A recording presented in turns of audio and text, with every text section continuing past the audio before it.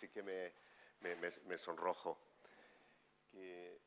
Muchas gracias por tus amables y exageradas palabras. Mi felicitación y es un honor para mí el que me hayáis invitado.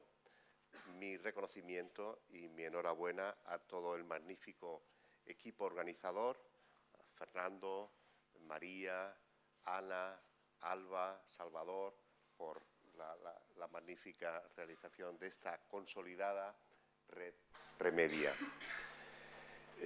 Mi tema es el papel del suelo como regulador del ciclo, como instrumento de lucha contra el cambio climático. Y voy a empezar con un comentario a esta película de la semana pasada, Noé, y con esta frase de Richard, del protagonista en el papel de Noé, que dice: no podemos evitar la tormenta, refiriéndose al diluvio universal, pero sí podemos sobrevivir a ella. Y de eso se trata ahora. Según el quinto informe del IPCC, que ahora comentaremos, el cambio climático es inequívoco, es inexorable, es inevitable. Entonces, lo que debemos hacer son medidas de mitigación, de adaptación y, desde luego, de sobrevivir. Hay también una referencia, hay también una reflexión en torno a la película, aunque con connotaciones religioso-bíblicas. El tema del Arca de Noé, pues se supone que Dios en un momento dado estaba muy enfadado con la sociedad, porque la sociedad lo estaba haciendo mal, muy mal. Entonces decidió que había que eliminarlo y que había que empezar de cero. Y por eso envió el diluvio universal. Actualmente la sociedad está comportándose muy mal con relación al trato al entorno, creando un problema gravísimo, un problema sin precedentes en la historia de la humanidad, como es la alteración de los sistemas de regulación climática, de consecuencias imprevisibles y de consecuencias desconocidas, pero que sí va a constituir un gran problema y que no es que vaya a poner en peligro a la humanidad, pero sí que puede afectar muy seriamente a las formas y a las pautas de vida actuales.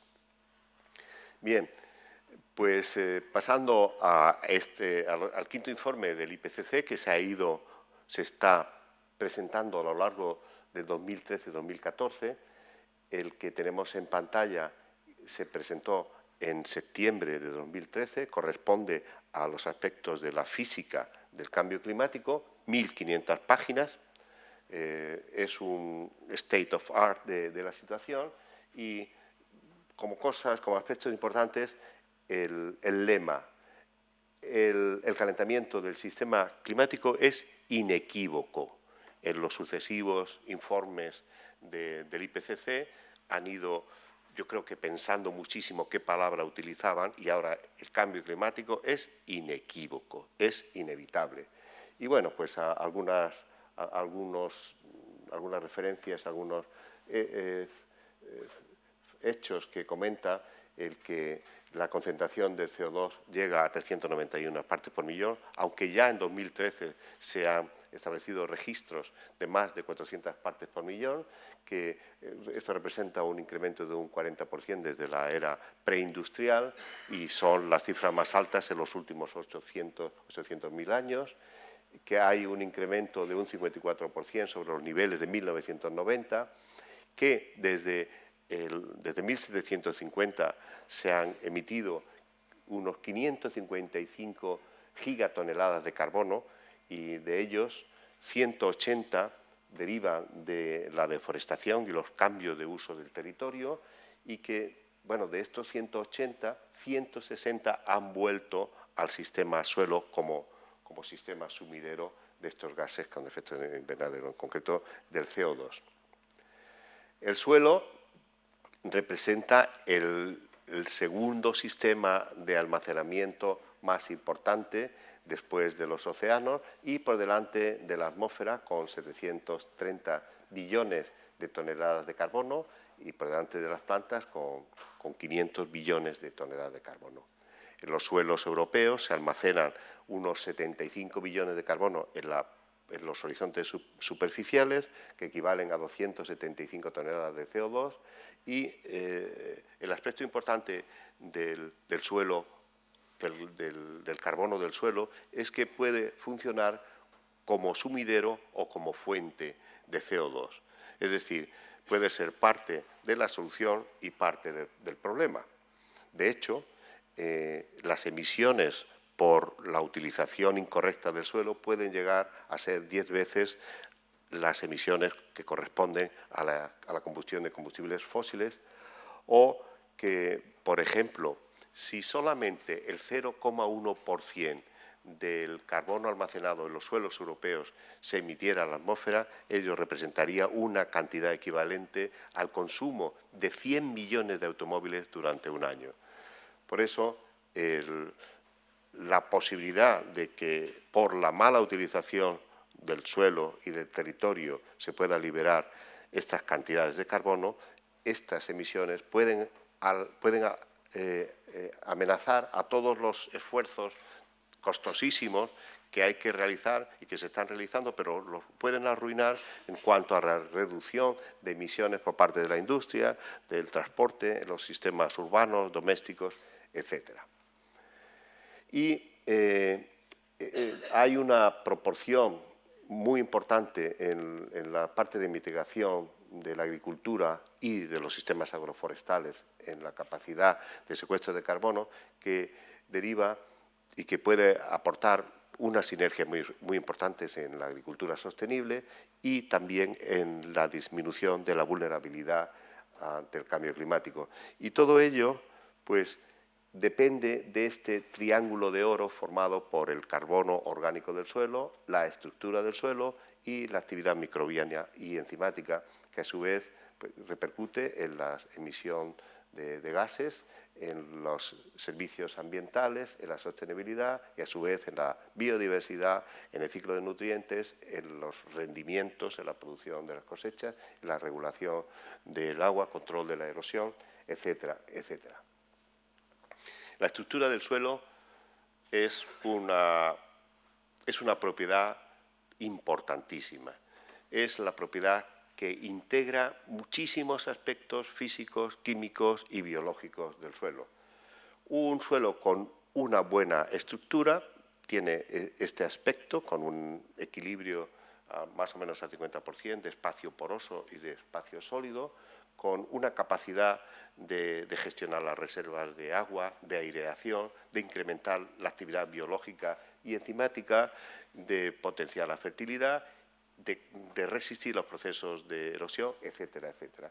Y, por el contrario, un suelo con una estructura, mala estructura o estructura degradada, pues no tiene capacidad de infiltración y disminuye en general su potencial de funcionalismo en todos los sentidos.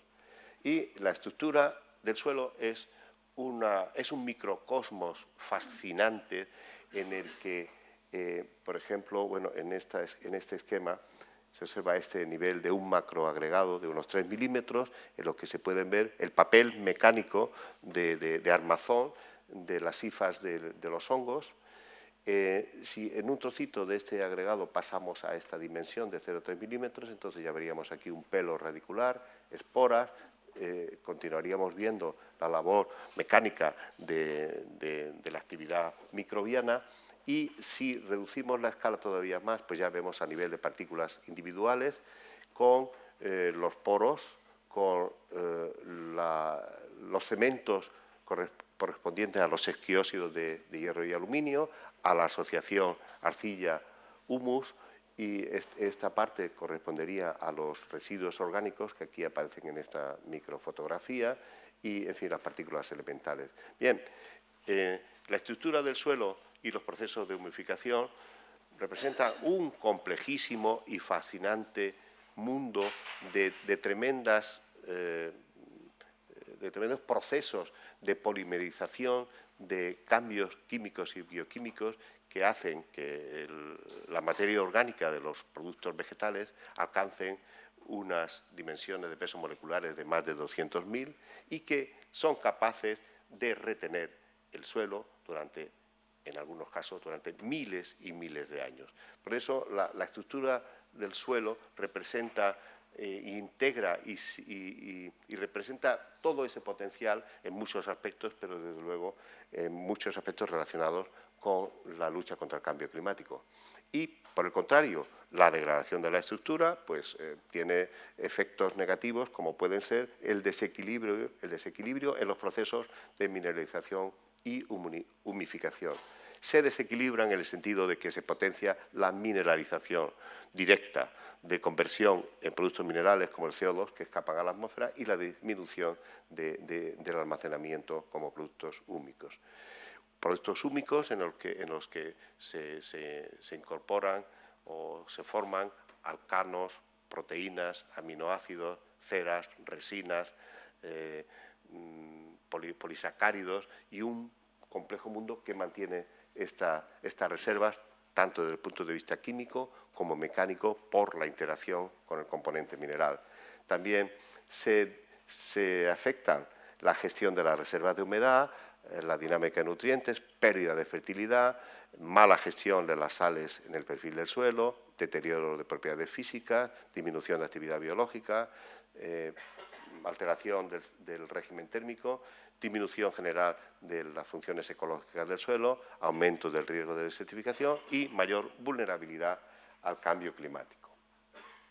El suelo es un potente regulador de los sistemas climáticos, entre otras cosas porque interviene en gran parte de los ciclos tan importantes como el ciclo del agua a través de la regulación del vapor de agua, del CO2, del metano, de los óxidos de nitrógeno, de algunos elementos trazas y también en la génesis de la contribución de polvo, de partículas a la atmósfera.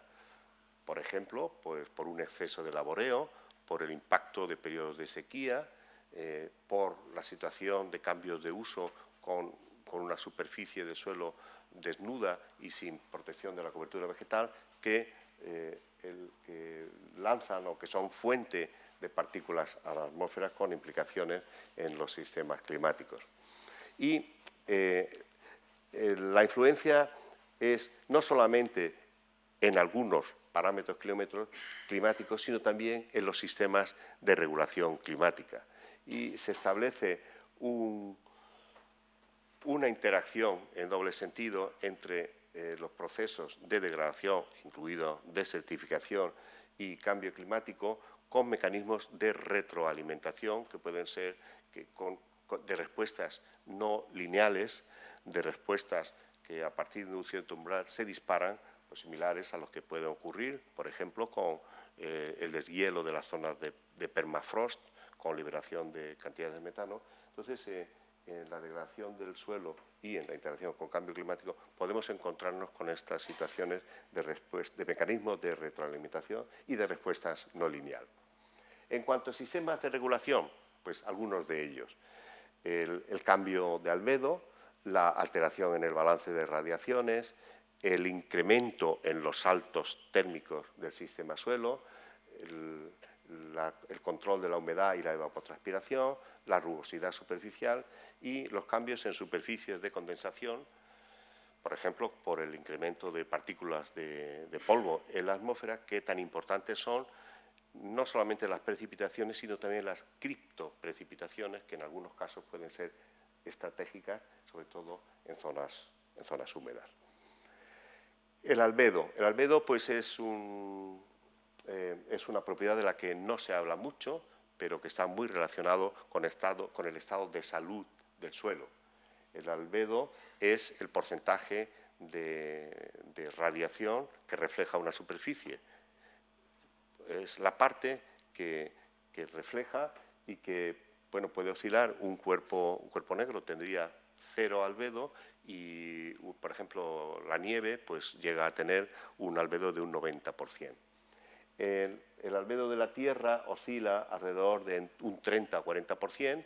En los suelos de climas mediterráneos, nuestros suelos se situaría entre un 25% de albedo, y la degradación, la transformación del suelo por pérdida de materia orgánica, por el propio color del suelo, por la abundancia de sales en superficie, incrementa estos albedos. ¿Qué repercusiones tiene en cuanto a parámetros climáticos? Bien, pues la disminución del albedo, es decir, la tendencia a colores más oscuros, como puede ser un suelo forestal muy humificado o con una buena cobertura vegetal, pues da lugar a calentamientos en la superficie del suelo que implican aumentos en los fenómenos de convección, aumentos de inestabilidad y mayor precipitación de orden local, no de la circulación global. Y por el contrario, la disminución el aumento de albedo, hacia superficies más reflexivas, pues da lugar a la disminución neta de la emisión de radiaciones de onda corta, y las implicaciones son pues, una tendencia a enfriamiento de la superficie del suelo, fenómenos de subsidencia, reducción de la convección y la formación de nubes, reducción de la inestabilidad y menos precipitación de origen local, fenómenos de tipo de convección. Esta es la hipótesis de Otterman y de Charney, que representa, pues, no en los fenómenos de precipitación de la circulación global, pero sí en esas precipitaciones estratégicas en las zonas semiáridas, por ejemplo, que pueden ser la diferencia entre que una cobertura vegetal sobreviva o una producción sobreviva o no. El forzamiento radiativo es otro parámetro que tampoco es muy conocido y representa pues, el equilibrio, el balance entre la energía que recibe la Tierra y la que ésta emite. En condiciones normales hay un equilibrio entre estas energías, pero cuando las actuaciones humanas dan lugar a un forzamiento de las emisiones, pues las emisiones de orden antrópico pues, tienen también su papel en los fenómenos de cambio climático. Este esquema corresponde al cuarto informe y representa el resumen de estos forzamientos radiativos desde 1750 hasta la actualidad. En el quinto informe también se ha actualizado. Y bueno, aquí lo que observamos es que cuando el forzamiento es positivo, se tiende al calentamiento. Estos son el forzamiento radiativo como consecuencia de la emisión de gases con efecto invernadero, y el albedo tiene una parte de calentamiento y otra parte de enfriamiento, igual que la presencia de aerosoles y compuestos químicos en la atmósfera. Este es el resumen de este forzamiento de origen antrópico y su influencia en el clima. Otro aspecto es la respiración normal del suelo. Representa alrededor de un 4 o 5% del carbono almacenado en el suelo que va a la atmósfera de forma natural, y eso equivale a unos 3 billones, que más o menos es la mitad de las emisiones de los combustibles fósiles, pero un mal manejo del suelo, cambios de uso inapropiados, exceso de laboreo, pueden dar lugar a que la respiración se incremente y puedan pasar a niveles de un 20% de las emisiones de los combustibles fósiles, equivalente a alrededor de 1,2 billones de toneladas. Con relación a la respiración del suelo, en el CIDE hicimos algunos intentos de valoración con Ana Maimó, que la tenemos allí en la parte trasera de la sala, en un suelo de Valencia, considerando pues, la variación estacional de temperatura, las precipitaciones, la respiración, pero relacionando sobre todo con las precipitaciones. Y lo que observamos al hacer un modelo de integración múltiple es que, desde luego, hay una relación clarísima con el incremento de temperatura, como es normal y como está reconocido en otros muchísimos estudios, pero lo que vimos que era muy importante es la disponibilidad de agua. La disponibilidad de agua da lugar a pulsos en la respiración, en la emisión de CO2, que son importantes considerar. Y esta línea, pues, pretendemos incrementarla a mayor escala en una microcuenca en Portaceli, aquí cerca de Valencia, en la que ya disponemos de parcelas para el estudio del impacto de incendios forestales. Este es el esquema, y lo que se pretende es establecer en condiciones de campo un seguimiento de la respiración del suelo con distintas coberturas, distintas orientaciones, distintas litologías. Pero nos ha cogido la crisis y bueno, ya veremos cuándo esto podemos llegar a abordarlo. La situación de los stocks de carbono en el suelo. Bien, pues los más abundantes corresponden a las zonas boreales, a las zonas tropicales y aquí se ve esta distribución. En nuestras condiciones, pues 2/3 de los suelos mediterráneos están por debajo de un 2% de materia orgánica, es decir, nos encontramos con unos niveles bajos de contenido en suelo y aunque se constata que la incorporación, el secuestro de carbono es siempre una iniciativa, una actividad que produce beneficios. Y de hecho se estima que simplemente entre comillas, incrementando el depósito de carbono orgánico en 1 tonelada por hectárea y año en la zona radicular, la producción de alimentos, la imperiosa necesidad de incrementar la producción de alimentos se aumentaría globalmente en unos 30 o 40 millones de toneladas por año y en los países no desarrollados entre 12 y 20 millones de toneladas.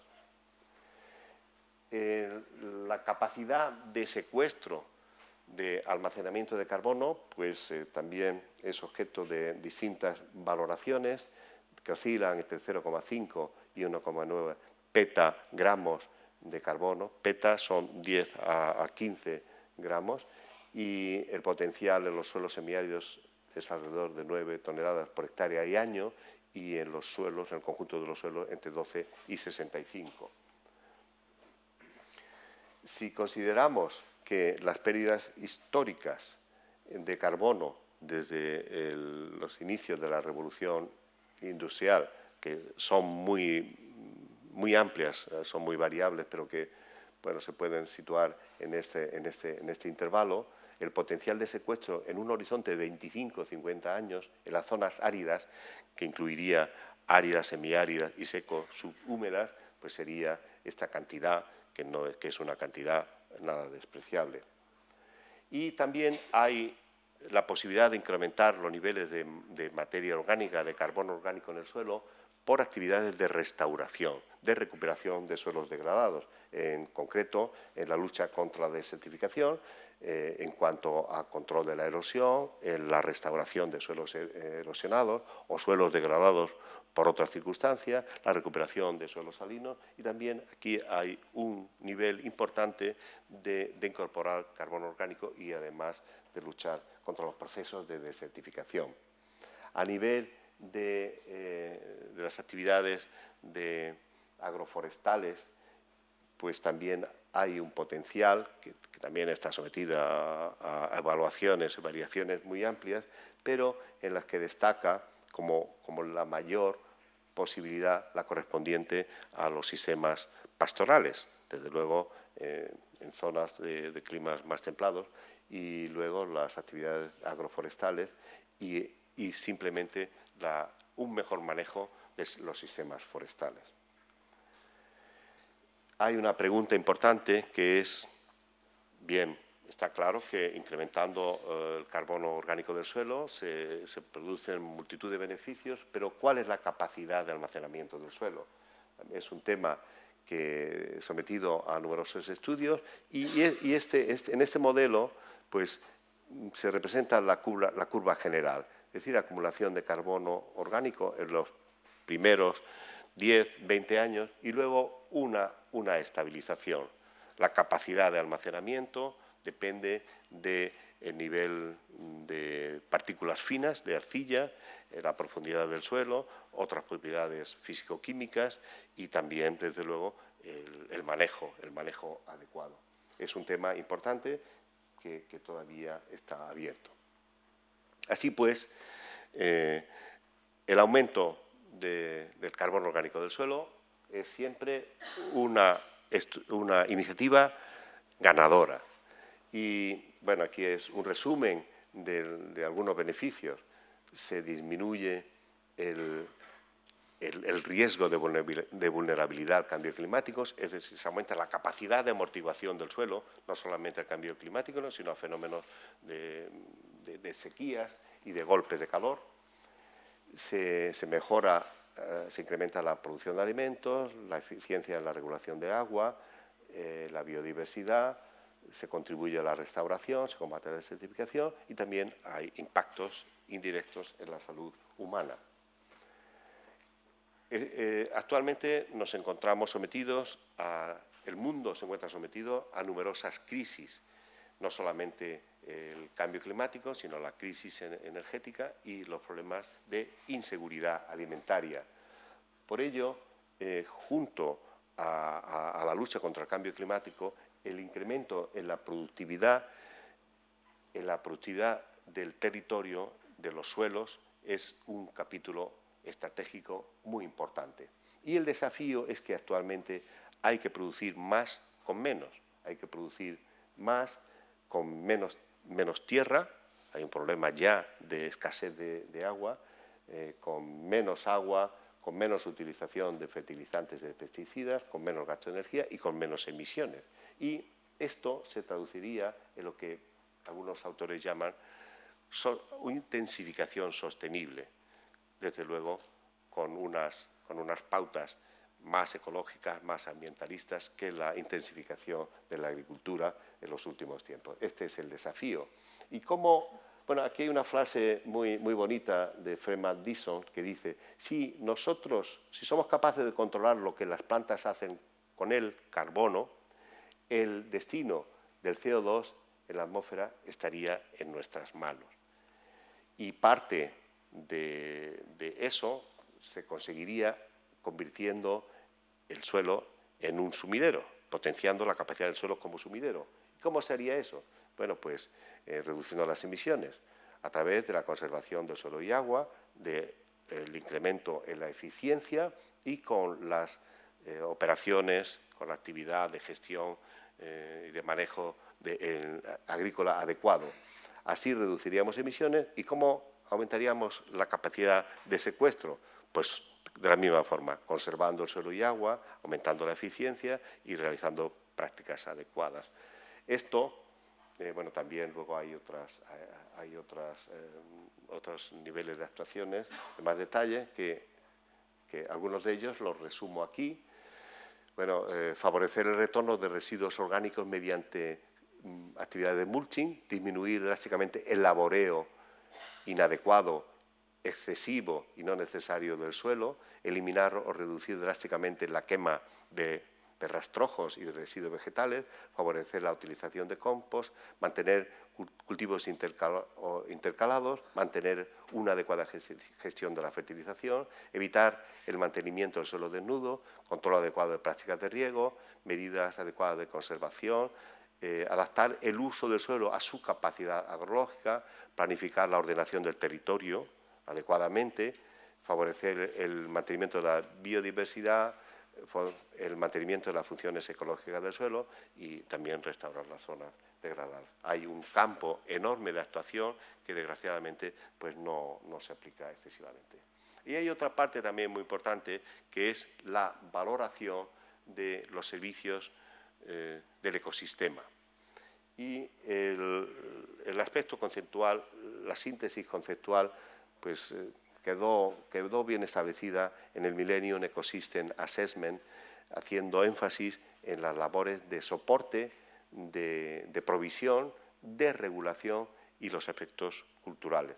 En todos ellos, el suelo pues, está muy bien cualificado y, de hecho, en las iniciativas de lucha contra el cambio climático, pues hay autores que consideran que la aplicación de las medidas adecuadas agroforestales y de conservación del suelo es la acción económicamente más eficiente.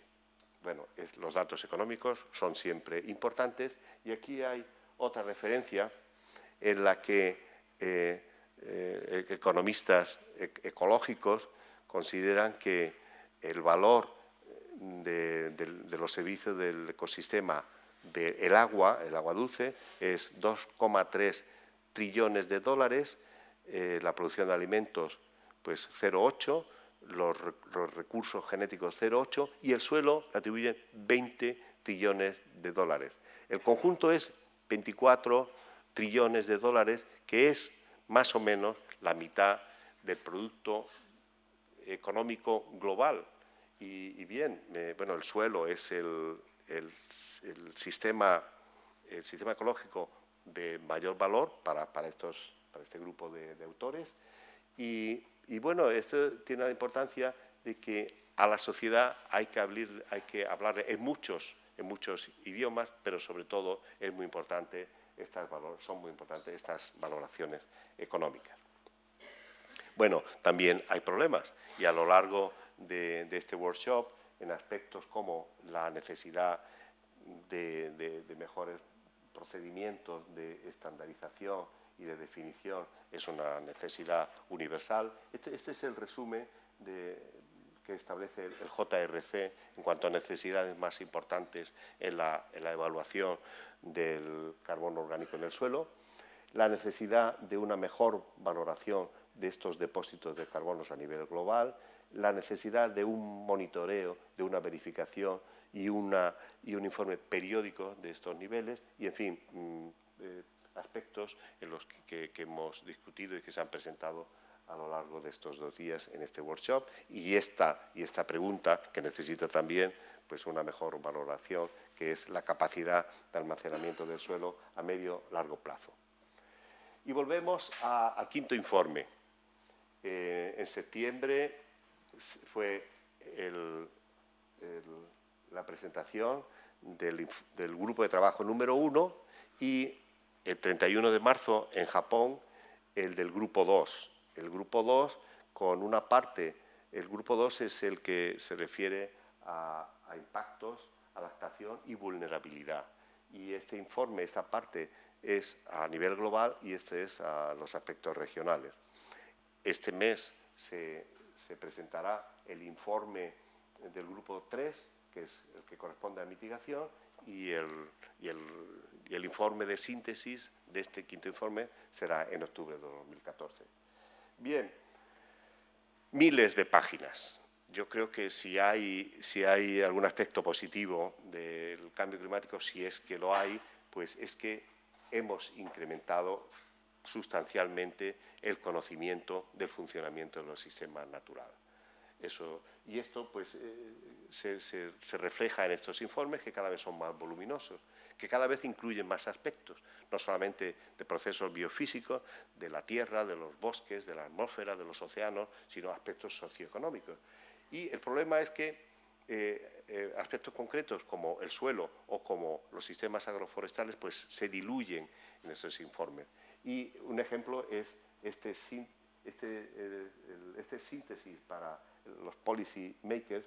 Entonces aquí, buscando los sistemas agroforestales, pues se pierde en esta categoría que incluye aspectos tan importantes, tan complejos y tan amplios como el desarrollo humano, como disminución de la pobreza,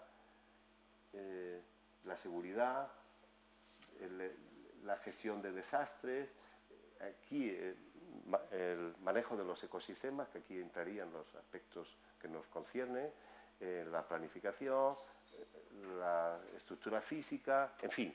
Es difícil el llegar a que se produzcan recomendaciones concretas y, de hecho, en estos informes y por lo que yo he leído, pues la referencia, por ejemplo, a la calidad del suelo y a los procesos de degradación, pues quedan despachados de esta manera, con estas referencias a que estas medidas de adaptación pueden reducir el impacto del cambio climático o que el incremento del carbono orgánico disminuiría la erosión. En fin, hay una enorme dilución en estos informes que, por otra parte, son importantes y que yo recomiendo su lectura.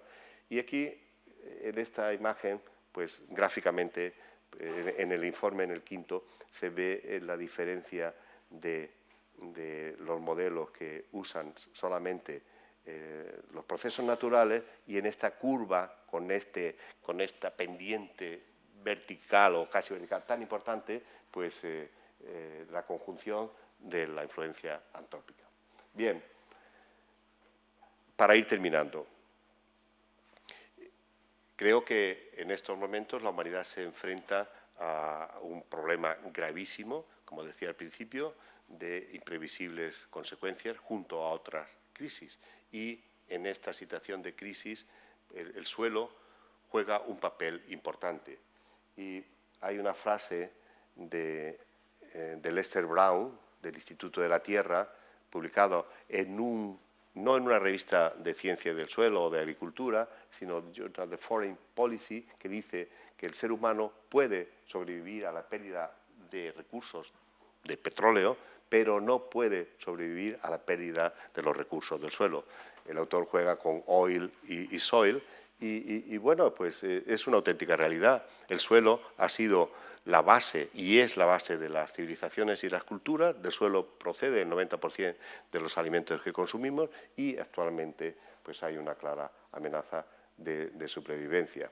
Por ello, es evidente que es necesaria mayor atención al papel del suelo en los aspectos de mitigación y adaptación al cambio climático, entre otros muchos aspectos, y que aumentando la incorporación de carbono orgánico al suelo es un punto importantísimo para el futuro de los sistemas productivos de la Tierra y los sistemas naturales, para proporcionar alimentos y también proporcionar paz, puesto que los impactos de cambio climático en diversos aspectos pueden y están dando lugar a zonas de conflictividad y de aumento de violencia y de problemas de migraciones forzadas, etcétera, etcétera. ¿Qué hacer? Bueno, pues está claro que estamos absolutamente obligados a cambiar. No a cambiar en el sector agroforestal, con mejores técnicas, con técnicas más adaptadas, ecológicamente más convenientes, sino un cambio radical en todos los sistemas productivos, en nuestra relación con el entorno. Pero bueno, el cambio ha de ser radical, pero sin embargo la sociedad parece anestesiada y realmente no se hace nada sustancial en cuanto a una amenaza tan importante como el cambio climático, como por ejemplo. Y no sé si conocéis el síndrome de la rana hervida. Y este síndrome consiste en que si uno intenta poner una rana en un agua, en un cazo de agua que esté hirviendo, pues la rana dará un salto y se escapará y vivirá. Pero si tú pones una rana en un agua fría y la vas calentando poquito a poco, la rana no se dará cuenta y al final terminará cocida y muerta. Bien, pues a nivel humano, bueno, esto aquí, claro, como soy de ciencia del suelo, este cambio, la incorporación del suelo es un paradigma, pero la percepción social, los valores éticos, las actuaciones a nivel estatal, a nivel internacional, no están haciendo absolutamente nada. A nivel individual solamente se estima que solamente un 4% de la población mundial está realmente haciendo algo de personal a nivel de cambio climático. Pero, por otra parte, hay quien considera que las actuaciones humanas individuales son muy peligrosas. Son muy peligrosas y son irresponsables porque diluyen el énfasis o cambian el énfasis en lo que realmente hay que hacer. Tenemos el protocolo de Kioto y los informes del IPCC que simplemente no son obligados, y los países más importantes causantes del cambio climático los desprecian y si quieren seguirán esa recomendación, si no, o sea, no están obligados. Y entonces el pasar la responsabilidad al comportamiento individual, que sí que hay que hacerlo, pero el que nosotros vayamos más en bicicleta o pongamos bombillas de bajo consumo, es nada en comparación con, por ejemplo, la industria petrolífera, que quema anualmente unos 200.000 millones de metros cúbicos de gas natural. Entonces, la desproporción es tan importante que la verdad es que las perspectivas son oscuras. Yo creo que para que la humanidad reaccione. Quizás sea necesario que produzca algún tipo de catástrofe, algún tipo de eso, porque las perspectivas no son muy positivas. Pero, ¿qué hacer en el contexto de Remedia? Desde luego, a nosotros nos corresponde continuar, al margen de lo que haga la sociedad, al margen de lo que haga las Naciones Unidas o nuestros gobiernos. Y yo creo que hay unos aspectos de oportunidad y de desafío. En cuanto a desafío, pues como red científica, nuestra responsabilidad es contribuir con conocimiento, con innovación, con ideas, con directrices a la sociedad, fruto del esfuerzo y de la experimentación, cubrir los huecos de investigación, contribuir a la mejora de la sociedad en cuanto a la relevancia, en mi caso del suelo, pero bueno, de todo el sistema agroforestal, el apoyar el desarrollo de una productividad absolutamente necesaria, un aumento de la productividad para combatir los problemas de inseguridad alimentaria, también apoyar las opciones de mercado del secuestro de carbono con el resumen de si un agricultor en un país occidental, en un país rico o en un país pobre, realiza prácticas de conservación que dan lugar al secuestro de carbono atmosférico, debe ser compensado económicamente. Esto, que parece tan fácil y tan simple, es absolutamente complicado de ejecutar, pero bueno, en redes científicas y asociaciones académicas podemos contribuir a que eso poquito a poco se vaya estableciendo. Y en cuanto a oportunidad, es que en redes como la nuestra, pues podemos tener esa sensación de que contribuimos a algo importante en una sociedad, en una sociedad que está amenazada por multitud de crisis, entre otras las de cambio climático. Y con esto termino. Muchas gracias por vuestra atención.